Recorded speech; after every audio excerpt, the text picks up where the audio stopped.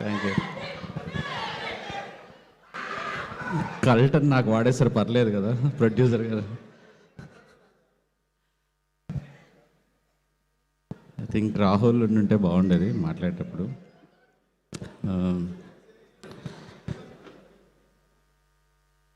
Actually నేను ఈ cinema చాలా రోజులు ముందు చూశాను, అంటే ఒక 1.5 month ముందు చూశాను నేను ఈ సినిమా.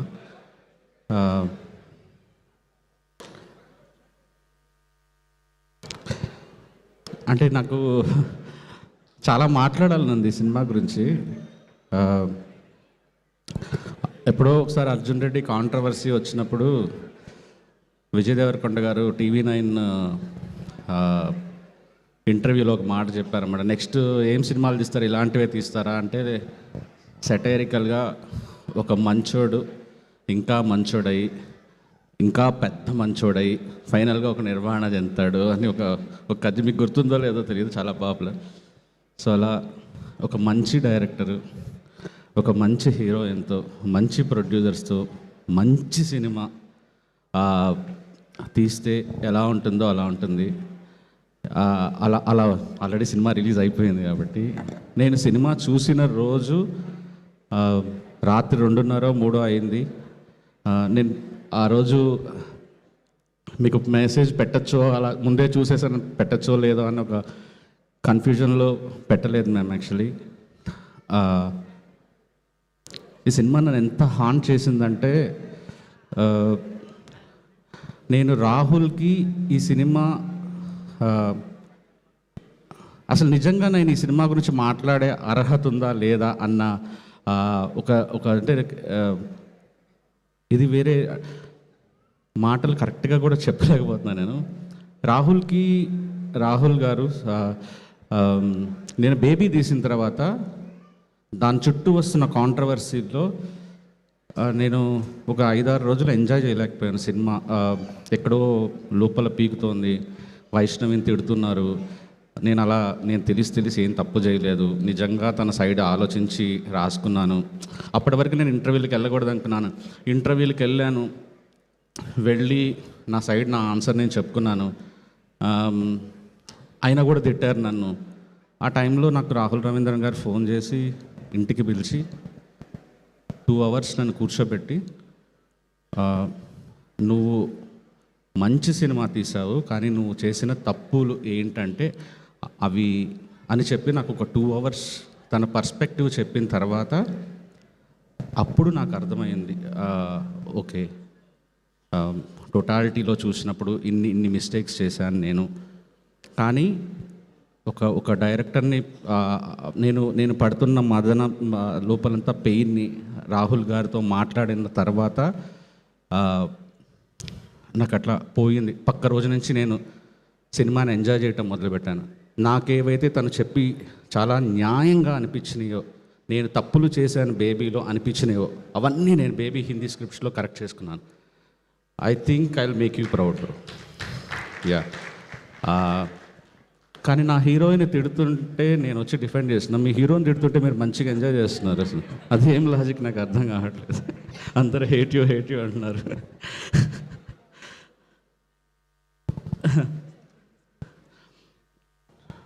నేను వచ్చేటప్పుడు కూడా ఐ థింక్ ధీరజ్ రాహుల్ గారు మీకు ఒకటి చెప్పాలన్నాడు. ఐ థింక్ థ్యాంక్స్ కాదు చెప్పాల్సి, నువ్వు సారీ అనుకుంటా. ఎందుకంటున్నానంటే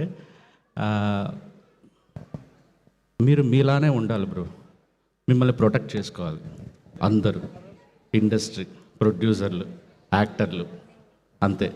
నేను వచ్చేటప్పుడు నేను మీకు ఇచ్చిన సలహాలు ఏవైతే ఉన్నాయో, ఒక 10 నిమిషాలు 12 నిమిషాలు సినిమా ఇచ్చిన అంత చెత్త. ఇప్పుడు చూసిన తర్వాత నాకు విన్న తర్వాత అర్థమైంది, నేను ఆడియన్స్ని ఎంత గ్రాంటెడ్గా, అంటే వాళ్ళ ఇంటలెక్చువల్ లెవెల్ని చాలా తక్కువ అంచనా వేసి మీకు సలహాలు ఇచ్చాను నేను. వాళ్ళందరూ ఎక్కడో చాలా చాలా ఎత్తులో ఉండి సినిమా చూశారు, అందుకే ఈ సినిమాకి ఇంత మర్యాద. నాకు చూస్తుంటే నా ఎక్స్పీరియన్స్ అంతా పాడు చేశారు. నేను థియేటర్లో ఈ సినిమా చూడలేకపోయాను. ఇప్పుడు వీడియోస్ చూస్తుంటే నేను ఎందుకు ఈ సినిమా ముందే చూసేసాను, జనాలతో ఎందుకు చూడలేదు, ఈ ఎక్స్పీరియన్స్ ఎందుకు మిస్ అయ్యాను అని చాలా బాధ అనిపిస్తుంది. రేపే వెళ్ళి సినిమా చూడాలి. అంత thanks for giving this because like Aravind గారికి, విద్యా గారికి, మా ధీరజ్కి ఒక వాళ్ళు చూడని సినిమాలు కాదు, అరవింద్ గారు చూడని సినిమాలు కాదు, అండ్ ఒక మర్యాద పూర్వకమైన ఒక సినిమా మా హోమ్ బ్యానర్కి ఇచ్చినందుకు thank you so much. And ma'am, నేను ముఖస్థుతి చెప్పటం లేదు,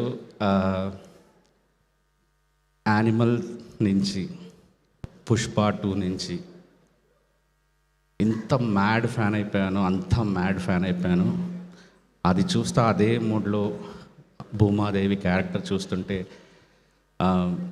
నాకు మామూలుగా ఎక్కడో ఒక దగ్గర రష్మిక గారి పెర్ఫార్మెన్స్ ఇంత బాగా చేస్తున్నారంటే మర్చిపోయి నేను క్యారెక్టర్లోకి వెళ్ళిపోతున్నాను, బయటకు వస్తున్నాను, క్యారెక్టర్లోకి వెళ్తున్నాను. డైరెక్టర్ ఆడియన్స్ మధ్య ఎట్లా కొట్టుమిట్టాడుతుంది. నమ్ముతారో నమ్మరో, నేను ఎస్కే అని కూడా చెప్పాను, నేను ఏమి రాస్తున్నా మీరే కనిపిస్తున్నారు.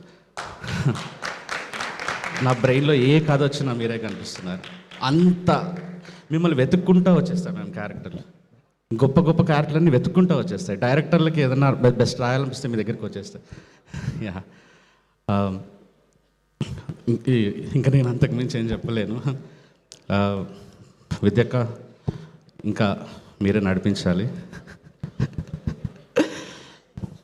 ఇలాగే మంచి మంచి సినిమాలు తీసి మా అందరికీ ఇంకా మంచి మంచి రెమ్యూనరేషన్ ఇచ్చి మంచి మంచి కథలతో కూడా సినిమాలు తీయించాలని కోరుకుంటున్నాను. ధీరజ్ ఎక్కడున్నాడు అసలు?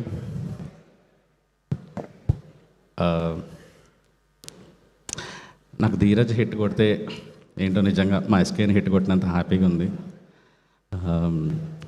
ధీరజ్ ఒక సినిమాని నమ్మితే అర్ధరాత్రులు ల్యాబుల దగ్గర కూర్చుంటాడు. బేబీకి తన కో ప్రొడ్యూసరు, అంబాజీపేట, ఈరోజు గర్ల్ ఫ్రెండ్. నాకు సినిమా చూపించినప్పుడు ఆ టెన్షన్తో బయట ఉంటాడు. దాన్ని ఎలా ప్రమోట్ చేయాలి, ఎలా దాన్ని బ్లాక్ బస్టర్ చేయాలి, హిట్ చేయాలి, తప్పన పడిపోతాడు మనిషి. ధీరజ్, నువ్వు ఇలానే ఉంటే అసలు ఇంకా తిరగలేదు. సినిమాని ప్రేమించిన వాళ్ళకి అసలు ఎదురలేదు. You deserve this success. Congratulations. Thank you sir. Love you. అంటే మీ క్యారెక్టర్ నాకు చాలా నచ్చింది. మీ డైరెక్టర్ ఎంత మంచోడంటే మీ క్యారెక్టర్ అది డార్లింగ్, అది బేబీ అని ఏదో చెప్తున్నా, నాకు ఏం అర్థం కాలే మీ క్యారెక్టర్ ఆయన ఎందుకు ప్రేమించాడో. అది జనాలకు కూడా అర్థమై ఉండదు. అంత మంచోడు మీ క్యారెక్టర్ ఎందుకు అలా బిహేవ్ చేస్తుంది, దాని పర్స్పెక్టివ్ ఏంటి అనేది అసలు మీ క్యారెక్టర్ ఆయనకు చాలా ఇష్టం. అది ఏంటో సార్ నాకు అర్థం కాలేదు, మీరే చెప్పాలి జనాలకి. నేను హేట్ చేశాను మిమ్మల్ని కూడా. థింక్ అది ఇంపాక్ట్ అండి. హేషమ్ గారు, like big fan of you sir, like loved your music sir. Thank you. Background score sir, darling, super lyrics. నేను సినిమా చూస్తాను ఇప్పుడు. Love you. Thank you. Thank you so much Sai Rajesh గారు. మోగ్లీ ఫుటేజ్ చూశాను, మీ అబ్బాయి చింపి చాట చేశాడు. థ్యాంక్ యూ అండి. December 12th releasing. Thank you. అబ్బా, ఇలా క్రాస్ ప్రమోషన్స్ అవుతుందని నేను అనుకోలేదు. Thank you. ఇప్పుడు మన కల్ట్ డైరెక్టర్ గారు